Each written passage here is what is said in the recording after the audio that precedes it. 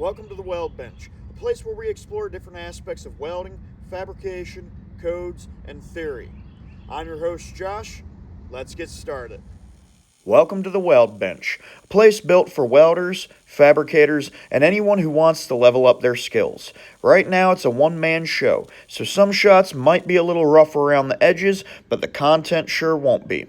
What you'll get here is real, unfiltered welding knowledge from the shop, the field, and everywhere in between. On this channel, we dive deep into welding theory and techniques across processes like GMAW, GTAW, SMAW, FCAW, and more on both plate and pipe. We'll break down welding codes, inspection methods, acceptance criteria, and certification tips, and walk you through the practice that you need to pass the tests that matter.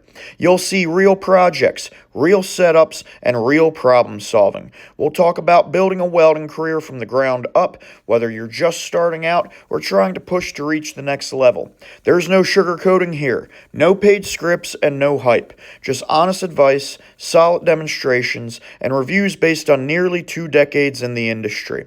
Along the way, I'll introduce you to tools, equipment, and techniques used across the welding world.